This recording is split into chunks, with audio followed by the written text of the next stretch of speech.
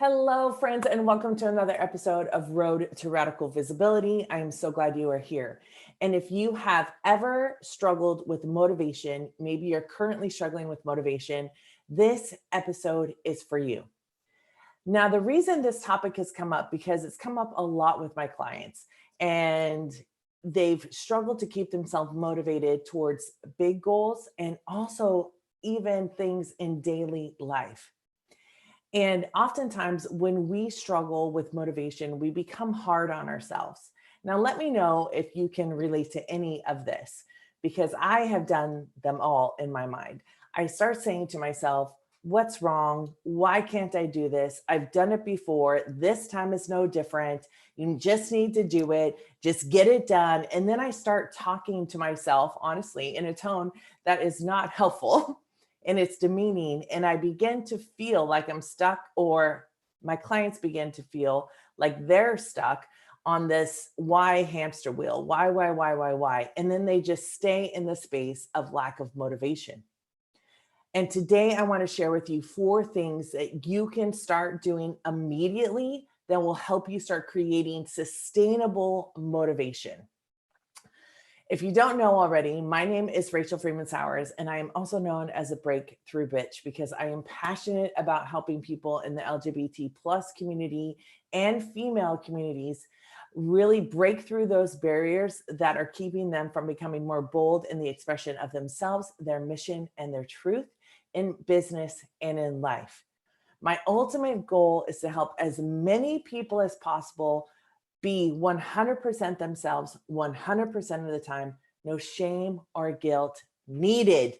Yes, if you are like, that is what I want, 100% myself 100% of the time, make sure to hit that subscribe button so that you can get all of the inspiration and goodness that comes from my channel here. So let's get back on the topic of motivation. It can be tricky, right? Sometimes it's there, sometimes it's not. Recently, if you've been watching any of my videos on my social media, you'll know that I have been training for the AIDS lifecycle ride. Now, I started the training actually as nutrition. So I started out with nutrition first, and then I started training back on the bike. And sometimes I can tell you my motivation has been zilch, zero. No, I don't want to do it. That is the truth. And also, there have been times when my motivation is like, okay, I can get on the bike. Excuse me. Yes, I know what's happening. Okay, I'm going to get on the bike. Other times I'm like, get me on the bike. I'm ready. I'm ripping, ready to go. I want to ride. My body wants it. And so we go. This shows us that motivation isn't always, or this energy isn't always constant. And we're going to visit this in one of the 4 things that I'm going to share with you today. Also, I want to let you know that these 4 things don't only apply to like exercise or fitness. They apply to every single part of wellness that you want to create. Because what's happening here is that we are creating our own reality. And when we try to push and shove ourselves through things, yes, sometimes it can work, but it won't work for the long haul. What we have to do is develop a different way of being internally with ourselves, and therefore result in an external way. All right, so that's all I'm going to say about that. The ways that I'm going to say today might shock you. I think they shocked a group of women I told when I told them one of these things just this last week. I was asked to just say something really quick about motivation. And we're so used to getting external tools like do this, do that, do this, do that. And today's episode is about how you can be that, right? How you really internalize it. All right, so let's go ahead and dive in to the 4 things. The first thing is that you want to create an awareness about the way that you move through your life and your own rhythm. Excuse me, I'm getting over a bronchial infection, so it's still kind of there. All right, so creating an awareness about how you move in your own rhythm. This awareness notes allows you, this awareness really allows you to observe how you want to move about into the world. So, for example, I took today and I did a 20-minute spin. I did 20 minutes on the spin bike. I did 20-minute hit workout. And then I am doing strength training today. So the motivation that I have to do that is a different level of motivation than I have to go and ride 50 miles. And I'm observing the way that I want to train, right? I'm observing the way I want to be. Sometimes when I have higher energy, when I have more energy, I do more things. Now, this will also help you eliminate or drastically reduce the amount of comparison that you do. This can also feel uncomfortable for so many people, especially women and people in minority groups, because we're taught not to look at ourselves. We're taught that there's something wrong with either the way that we're doing things or how we're being in the world, how we're reacting, how we're interacting, all of those things. When I know how I want to be in the world, the path becomes very, very clear. I want to do this right to honor my dad. Okay. What needs to be done to reach that goal? Okay, you break it down. I'm sure you've heard this part. But it's also when those moments, like yesterday, I didn't go out and ride, and I just did a hit workout. I could have used the ride yesterday outside, but I decided, like, no, this is the ebb and the flow of this. And I'm trusting this path. I don't know the exact outcome, but I'm trusting the path. So when you create this awareness about how you want to be moving in the world, your own ebb and flow, so to speak, your own rhythm, you take out the comparison of others. So eliminate that kind of shame or what you're not doing and what you should be doing. And you're just saying, this is how I'm moving about in the world today. And that's okay for me to do. All right. So that's number one. Number two is you create self-love. Now, this is the one that I think may be the most shocking to people, because when we are taught about motivation, I've done it in a spin class when it's like, go, go, go, go, right? There's also moments of time when we're taught to kind of demean ourselves. And you've heard me say it before that self-shaming has become the norm, which is what I want to totally eliminate. So when you create self-love by acknowledging that you are doing your best. Now, some people say, no, Rachel, I didn't do my best. And I'm going to argue with you. I'm going to say that you did. What else were you supposed to do at that moment? Like, you can look back and say, I should have done this. I could have done this. Why didn't I do that? You can have that conversation. It's not going to be really that helpful. Excuse me. What's more helpful is to say, that was my best at the time. Now, do I want a different outcome or do I want a different way of being during this process? Then you do that. But when we start shaming and demeaning ourselves, it depletes the energy that we can direct towards the things that we want. Okay, so let me say that one more time. When we start demeaning ourselves and the negative self-talk, it actually takes away from the energy that we want to be having to do the things that we want to do, to accomplish the things that we want to do. Now, think about this on a neuroscience level.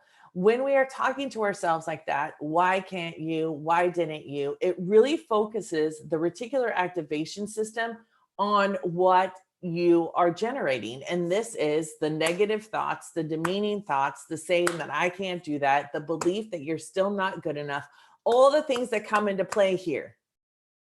It's true, they come into play.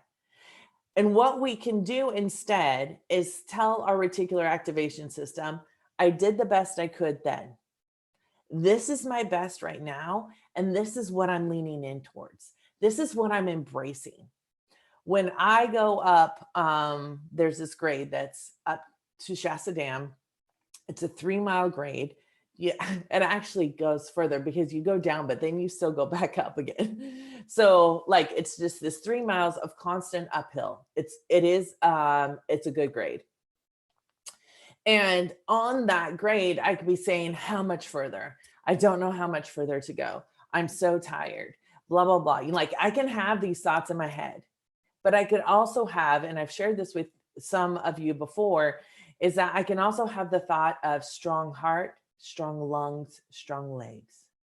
Strong heart, strong lungs, strong legs. That is literally a mantra I say to myself. The grade is curvy. So, one thing that I said to myself is up and around the corner, up and around the corner, up and around the corner. I'm telling my reticular activation system, I'm telling my body, I'm telling my brain, I'm telling my heart what the focus is. When you focus on this in a more loving way towards yourself, you automatically move towards your goals and accomplish them.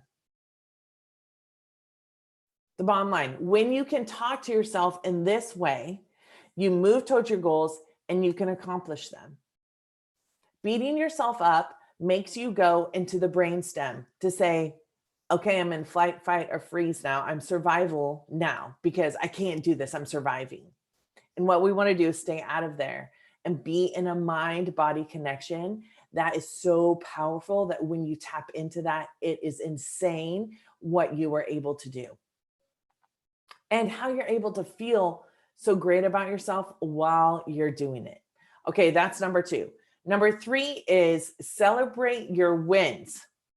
How many of you have held back from celebrating your wins?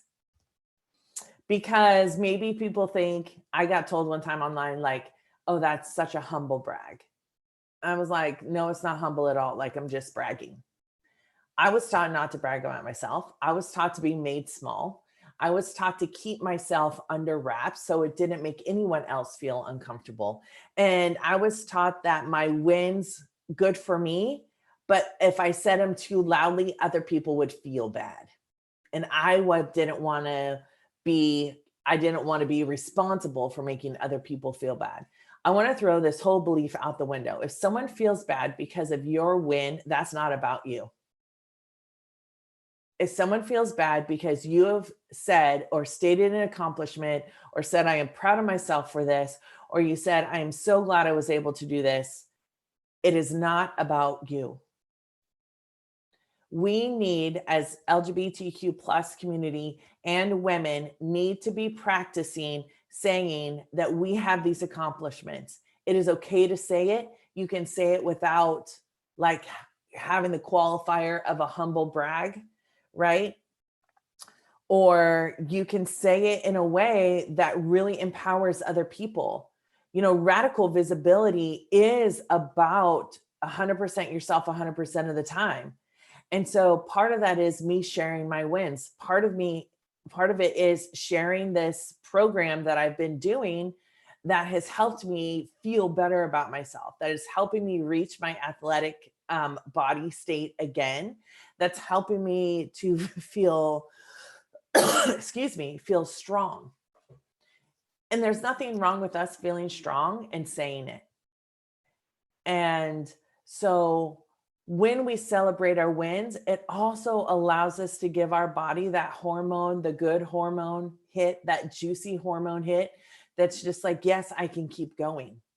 Yes, I'm going to keep going up the next mile, the next pedal stroke, the next step if you're a runner, the next meal plan if you're working on health and wellness journey through nutrition. The next step to folding the pile of laundry that's been there for 3 days.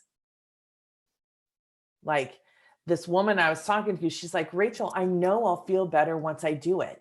I just can't get myself to that point. And I wonder if she would say to herself, listen, you can do this. We don't need to fight our own system. We can put on some music. We can watch the TV while we fold these clothes. We can say, I have this and it's all going to be all right. Right? This is about that celebrating your wins and showing that self-love. So the fourth thing is to find a mentor in a community. Ah, this is so important on any level that you're trying to create health and wellness, whether it's emotionally, mentally, physically, that mind body connection that we've talked about. Surrounding yourself with people who have similar goals, but more so than that, have a similar way of wanting to be in the world. It is so very helpful. I can't tell you how many times I've been in communities, and the one that I'm currently in now, which is the Fuel for Fat Loss VIP community, there really is no shame and no judgment. We get to talk about our wins. There are so many of us in there that like get to mentor each other. And when I say mentor, it's like we empower each other. When we're struggling, we empower each other, right? We're allowing ourselves to show up just as we are. Excuse me. And that includes like when we're not feeling that great about what we have done, but it also includes all of these times when we acknowledge the real thing and you're led by a real person. These are real women in this group. And this is one of the reasons why I love it, because it's not like fake positivity. So finding a mentor in community is helpful too, because like my mentor, Simone, who created the Fuel for Fat Loss program, who's also doing the 13-day gut detox that you've probably seen me do some posts about, also see me do some videos on Facebook. If not, go check out my Facebook, Rachel Freemon. That 13-day detox is how I've started on this journey. So she created her own radical visibility and really allowing herself to be seen 100% as herself 100% of the time. And mentors help us because they can see things differently than what we see them in our brain. I do this all the time for my clients and I hear it so often. And even Simone said it. Simone said, Rachel, you make me do things I've never done before. If you can relate to that, just make sure you put yes in the comments below. But really, it's about being able to see outside of ourselves. And sometimes we can't see that. So I do this for my clients when they're working on being 100% themselves 100% of the time. It looks like being able to show someone a different perspective. And this is what you also get when you are surrounded by like-minded community. So finding a mentor and finding community is going to be one of the biggest ways that you will be able to continue motivation. Now, if you're in a community and you see all these people that are posting their wins and you're saying everyone is doing fine, no one's struggling, they're just all fine. Well, I want to assure you that all of us are 100% human and we all struggle. And if you are seeing that, I would love for you to ask yourself, how can I allow myself to receive empowerment from these people?